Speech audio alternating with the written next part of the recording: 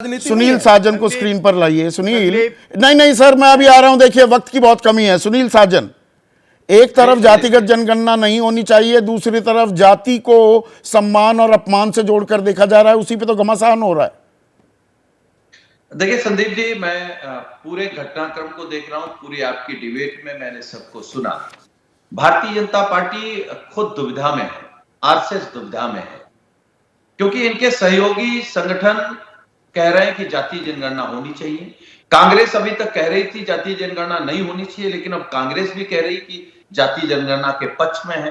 तो देर सवेर भारतीय राजनीति में जातीय जनगणना जरूर होगी, और आरएसएस कितना विरोध कर ले संदीप जी, जाति के आधार पर जिसकी जितनी संख्या होगी उसको उतने आरक्षण, हक और सम्मान भी इसी देश में मिलेगा। आप देखिएगा, आने वाला समय यही होगा।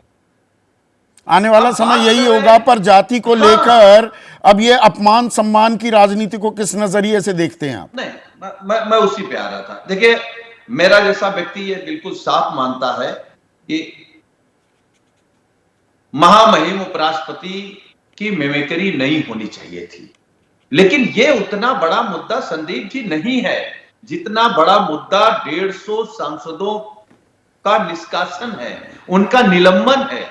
अगर जैसे ही उपराष्ट्रपति जी ने कहा कि किसान का अपमान हो गया, जाट का अपमान हो गया, तो 150 अगर सांसद कहने लगे कि हमारी जाति का अपमान बीजेपी ने कर दिया, हमारे क्षेत्र के लोगों का अपमान कर दिया, जो कि अपमान हुआ है, जिसको जनता ने सांसद बना के चुना है, ये सामंती और अहंकारी सरकार अगर उनके सवालों का या उन्होंने जनता का अपमान किया, हुड़दंग करने की क्या जरूरत सदन के पटल पर? नहीं, सवाल ये भी है। नहीं, हुड़दंग नहीं है संदीप जी, बिल्कुल नहीं।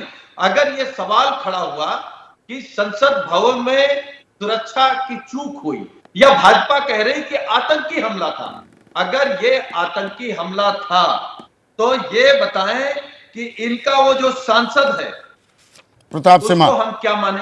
ठीक है, तो सवाल का जवाब देकर ये बात का बतंगड़ बनाने की जरूरत नहीं थी, लेकिन किसानों का अपमान हो गया। अभिमन्यु कुहाड़, बहुत ही सीमित समय है, 1.5 मिनट का समय है, किसानों का अपमान किया गया उपराष्ट्रपति की मिमिक्री करके। संदीप जी, 750 किसान जिस एमएसपी गारंटी कानून को बनवाने के लिए शहीद हुए थे, उन 750 किसानों में वो 21 साल का नौजवान अजय ढुल भी था, जो अपने माँ बाप का इकलौता बेटा था। लेकिन आंदोलन खत्म होने के 2 साल के बाद भी एमएसपी गारंटी कानून नहीं बनाया गया। तो क्या ये किसानों का अपमान नहीं है?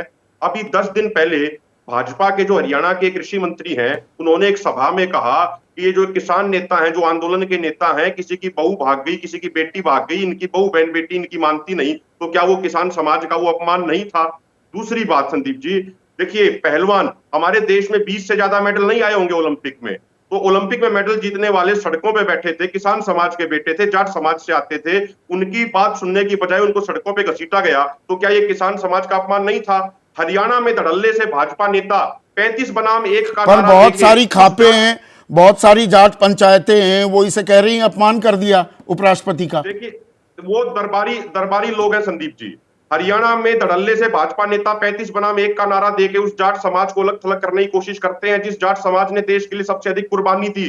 तो क्या वो जाट समाज का अपमान नहीं हो रहा है? और दूसरी बात संदीप जी, सबसे महत्वपूर्ण सवाल यहाँ पे ये है, भाजपा इस चीज को, जाटों को लेके और किसानों को लेके इस मुद्दे को इसलिए घुसा रही है क्योंकि भाजपा को एक बात समझ में आ गई कि किसान समाज और जाट समाज के सहयोग के बिना उनका हिंदुत्व का कार्ड चल नहीं पाएगा, उनका हिंदुत्व का कार्ड फेल हो गया। तो यहाँ पर जाति का इस्तेमाल भी हो रहा है, जाति विहीन समाज की परिकल्पना भी की जा रही है, जातीय जनगणना का पुट भी है, और यहाँ पर अपमान की बात, महामहिम की मिमिक्री नहीं होनी चाहिए थी। फिर से इस बात को दोहरा रहा हूं, लेकिन जाति को अपमान के साथ जोड़कर किसका कल्याण हो रहा है, ये अपने आप में एक अहम सवाल है।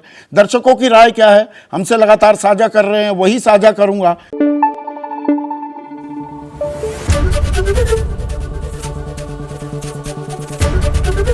एबीपी न्यूज आपको रखे आगे।